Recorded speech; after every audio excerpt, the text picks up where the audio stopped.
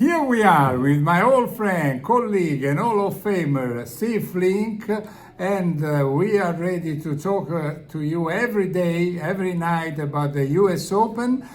But tonight we want to talk about two specific subjects. One is Djokovic and his attitude towards the Masters 1000. And another is about the ceremony of the Hall of Famer, where Maria Sharapova got an introduction by someone she didn't expect, Serena Williams. And Steve was there. So, yes. But let's start with Djokovic. Novak said, I'm old enough, 38 years old. I want to stay more with the family. These Masters 1000, they last almost 2 weeks, 12 days. Yes. And I don't need to win them anymore. I want to place the slams. The slams are my goals. And we all know, Steve, that he won more Masters 1000 than anybody else. 40. Yes. Three times, all of them but Monte Carlo. And some players have, all the others have never won all the Masters once. Yeah. So that's, and he says, all the players seem to agree with me, but they didn't fight enough. I think he's right. Ubaldo, and I think you and I agree with that. I think they didn't speak up. It's too long. 12 days is much too long. They were much more interesting and fun for the spectators when they were 1 week. Because then, for instance, in the days of Federer, Nadal, Djokovic, maybe Federer plays Monday, Djokovic plays Tuesday, Nadal plays Wednesday, and then they keep going right through the week, Thursday, Friday, Saturday. It's much more gripping for the public and interesting.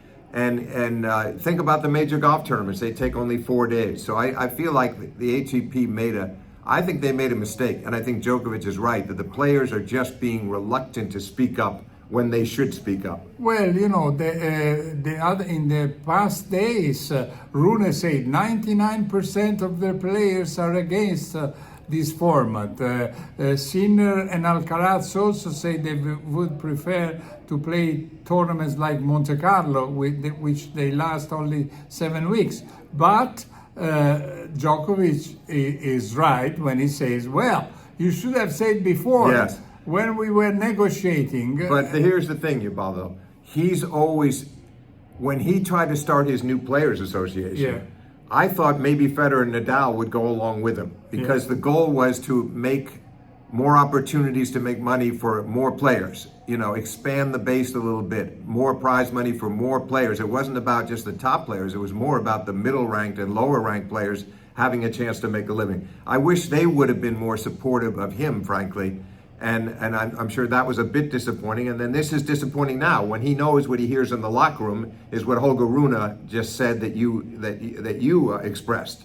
Yeah. And it's too bad because it has to be done. If they take a public stand, maybe they can make something happen. Maybe they can force the ATP to rethink this. But I think the notion of the 12-day tournaments for Masters 1000s is a big mistake. Well, but I think also, as Djokovic said, that it will not change because the promoters, they like it. Like it, yeah. Canadian Open, they made more. They made more money than ever. They made more than 500,000. But don't you think more players, Ubaldo, will start finding excuses not to play some of them, like Djokovic has done? I think that could happen. Yeah, but that in a way, the ATP says, if they don't play, they make so much money, they don't really care to pay a fine to be excluded by the bonus pool, the fine of the year at the end of the year. But there will be more players who will access to the Masters 1000 if the top ones don't play. So in a way, it's a balance. And if there is more money for the promoters may invest more money to build up better facilities. So Gaudenzi has his own reasons. Never mind Godenzi. What if Skanagata and Flink were co-commissioners of the sport? What would we do, right? Well, as a fan, as a spectator, as a supporter, we would prefer the old system because, for instance, I always say in Monte Carlo, when you want to buy the tickets, you know that you will see the 4 quarters of finals in the same day on Friday, the 2 semifinals on the same afternoon on Saturday, the final men doubles and singles on Sunday. So you know what you're buying. In the other situation, you don't know what can happen if your favorite player will play in the evening, in the daily afternoon, and on Tuesday and Wednesday when they play the last 16, you never know if it's the top half or the bottom half. And spectators end up losing interest, Ubaldo. If Alcaraz opens up on a Wednesday and isn't going to play the final till the following Sunday, that's just far too long. The only events that should go to that length, obviously, are the Grand Slam events with 128 players for the men and best of 5 set matches where you need 2 weeks. You don't need 12 days to play Masters 1000s. Yeah. Still, there are tournaments that have made a deal for 30 years. Yeah, so right. So it's very difficult that something will change. But Which, Djokovic was right, and he has been right, saying, look, if you had helped me when it was time, the right time, we would have got different opportunity, deals, and agreement. Yeah, absolutely. Same thing with his desire to establish the New Players Association. Yeah. If he had more support from the likes of Federer and Nadal and they would maybe be in a different place right now. But he didn't get that because they were a bit more conservative and more cautious than he was. Yeah. Anyway, now we should talk also about the Sharapova and Serena Williams at Newport. Were you yesterday? Can you tell us what happened? Yeah, I was glad to be there. Went up for the day yesterday before coming out here today. There may have been a few people in the tennis community that were aware that Serena was going to be the presenter for Sharapova, but not many knew it. I didn't know it. And suddenly Brett Haber of the Tennis Channel is announcing who's coming out to speak, and Serena came from off from the side. She hadn't been hanging out with the Hall of Famers. I'd seen a lot of them earlier in the day. She wasn't there. It was kept pretty quiet, and suddenly out comes Serena Williams. As we know, Ubaldo, Sharapova and Serena Williams are not the best of friends because they had a fierce rivalry. Sharapova beat Serena a couple of times in 2004 when she was 17, including the Wimbledon final of 2004.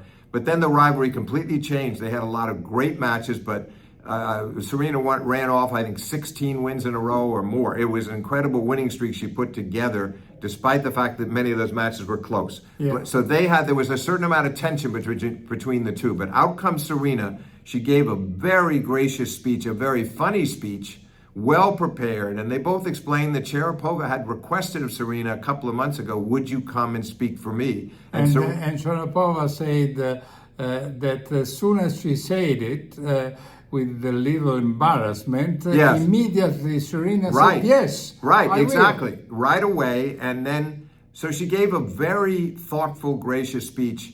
And a couple of times Sharapova tried to interrupt her or playfully dispute something. And Serena twice said that it was very funny. She said, where is security? Is there security here? I have a heckler.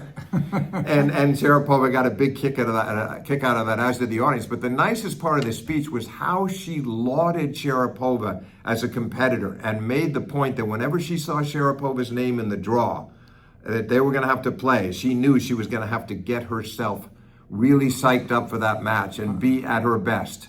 And that was and I believed her. I thought that was very sincere. And that was one of the reasons why she beat her so many times, was the feeling, that inner feeling that if I don't play at peak level, I won't beat her. Yeah, and then, I was there both at the Wimbledon finals and also in Los Angeles at the Staples Center. Yes, right. Serena came out, well, first of all, Sharapova wrote in her book that she heard in Wimbledon, where there were two different separate locker rooms, she heard Serena crying, and she said, I could understand her because Wimbledon was the only place where the winner and the loser were supposed to do the round circle of the right, court, right. And it's very painful for the player who has lost.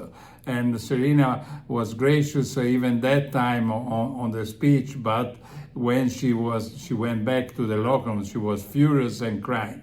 Yeah. And so, but Maria said that she could understand perfectly because she had been many other times in the same position. So it was really nice. It's like Federer and Nadal have always been in a way closer. And that's why you wouldn't be shocked. I don't think it will happen, but Yeah. you wouldn't be shocked if for some reason Federer asked Nadal to speak for him. Yeah. There was a lot of warmth. I don't know whether he'll do that when the time comes for him to go in, but this was a special moment. And the only thing I could think like it was that Monica Seles came for Jennifer Capriati. Yeah. But they got along pretty well. Serena and Maria didn't, and they acknowledged that, but they also said they had some conversations recently when Serena was preparing the speech, and they gossiped a lot of gossip, which was very funny to hear. And you can see that they have a mutual understanding right now that they never had before. And I sense that they're going to have a pretty nice friendship going forward. The competitive days for those two are over. Well, listen, and it's over for tonight with Steve Flink because we were a little longer than usual, but there's two subjects, in my opinion, they deserve it.